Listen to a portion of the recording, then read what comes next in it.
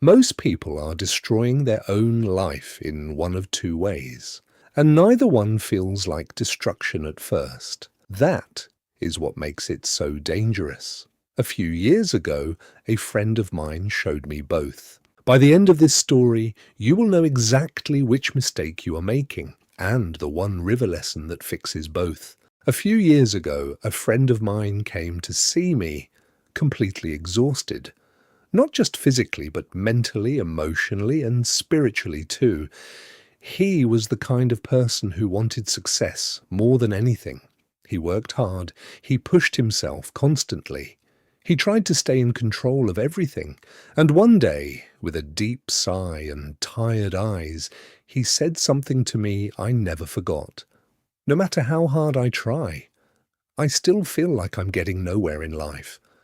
That sentence stayed with me. Because the truth is, so many people feel exactly the same way. They wake up early, they work non-stop, they plan everything, they think ahead, they push harder and harder. And yet, deep inside, they still feel stuck. That was exactly what was happening to my friend from the moment he opened his eyes in the morning until the moment he went to sleep at night.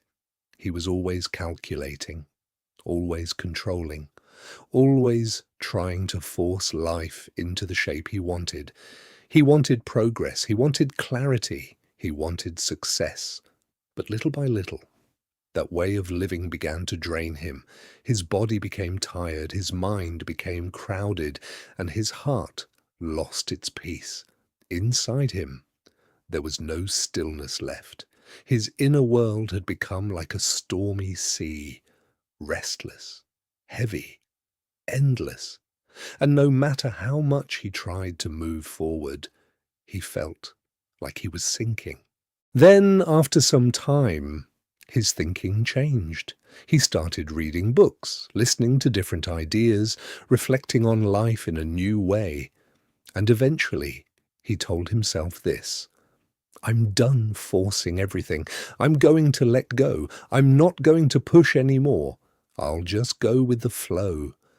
At first, that sounded wise, it sounded peaceful, it sounded spiritual.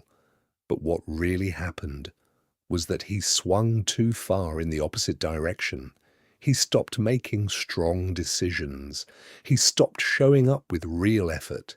He stopped doing the difficult things that life still required from him. Instead of acting, he waited.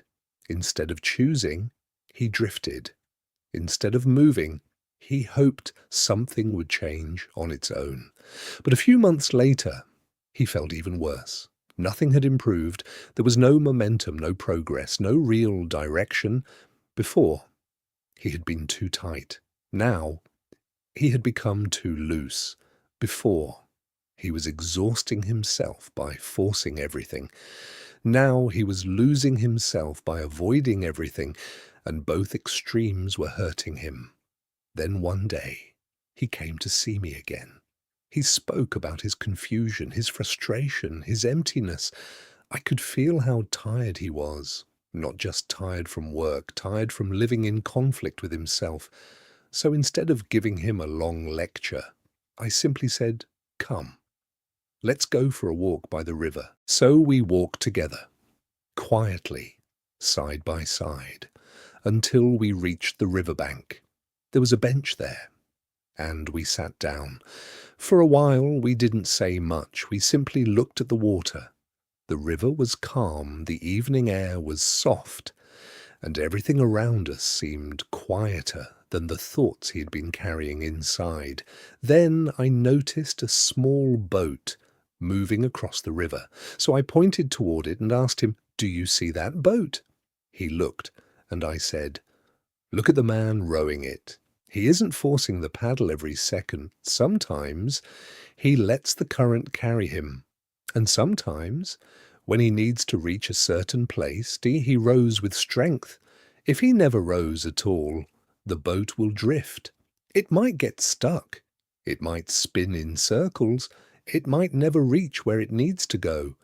But if he fights the current the whole time, he'll only exhaust himself. He'll waste his strength, And eventually, he may sink.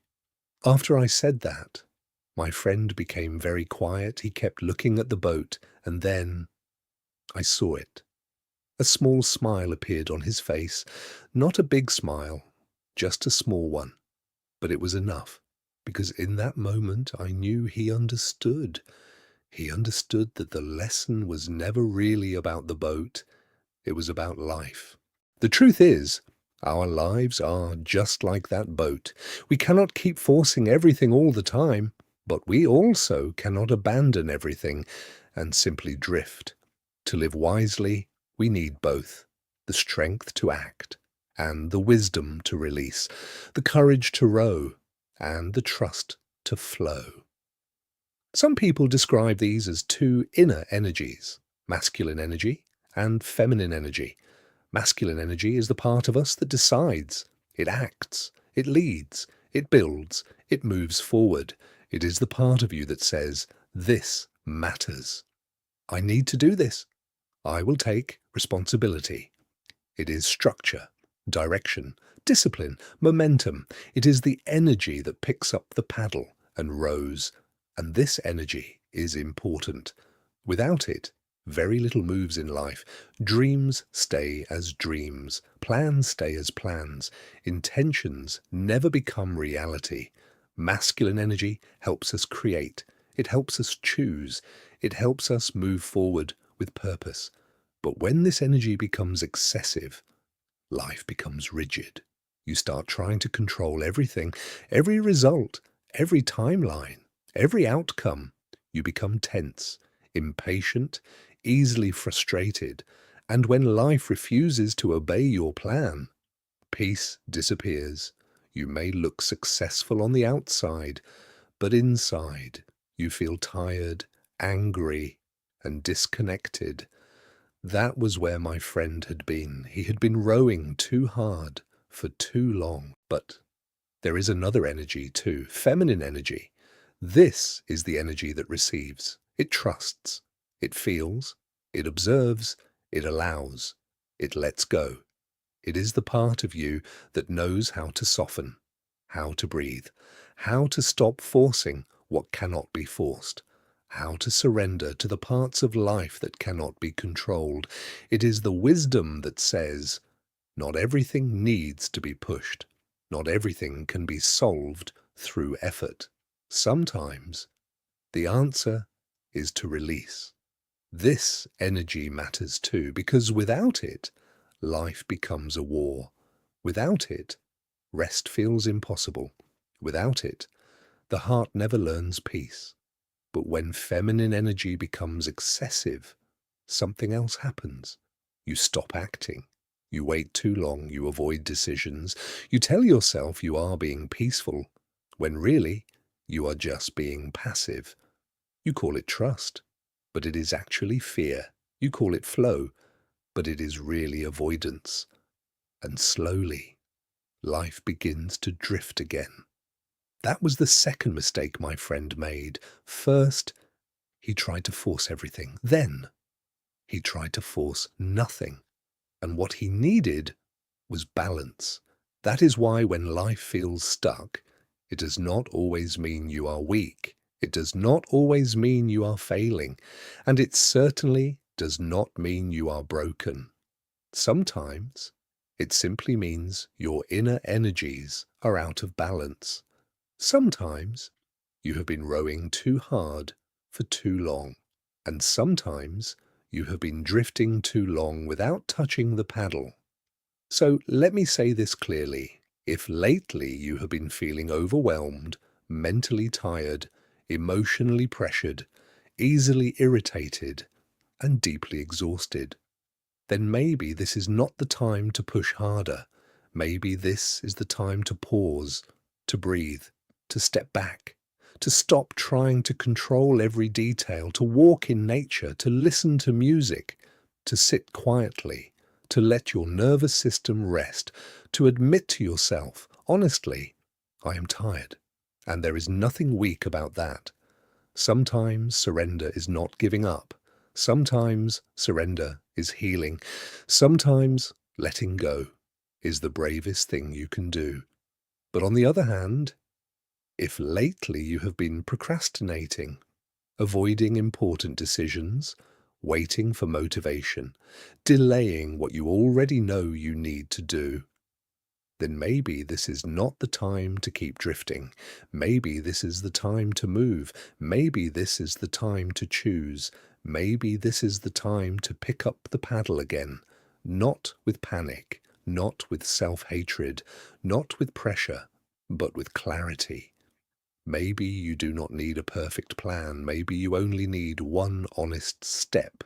One phone call, one page, one conversation, one application, one workout, one beginning. Sometimes the smallest act of movement breaks the deepest stagnation, and sometimes the most healing thing you can do is take action. Real balance does not mean 50-50 all the time. It does not mean perfect control, and it does not mean perfect surrender. Balance is dynamic. It changes with the season, with the moment, with your emotional state, with what life is asking of you right now. Sometimes balance means taking action. Sometimes balance means resting. Sometimes balance means speaking clearly. Sometimes balance means staying silent. Sometimes balance means holding on. Sometimes balance means letting go. The art of life is knowing which one is needed now. That is what my friend finally understood. He understood that life cannot be lived well from either extreme, not from endless pressure, and not from endless passivity. Later, I heard that he was doing well. His work improved. His life became steadier. He became more peaceful. Not because he became lazy, and not because he became obsessed again, but because he learned something deeper. When it was time to work, he worked fully. When it was time to make a decision, he made it. When it was time to take action, he took it. But once he had done what he could, he stopped clinging to the outcome. He let the result go, and when it was time to rest, he truly rested, not fake rest, while still worrying inside, but real rest, real surrender, real stillness. He learned how to use both energies, the strength to act and the wisdom to release, the discipline to move forward and the softness to trust the river. That is what brought his life back into flow. And maybe that is what some of us need to remember too. So if your life feels stuck right now, ask yourself honestly, do I need to soften or do I need to move? Do I need rest or do I need courage? Do I need surrender or do I need action?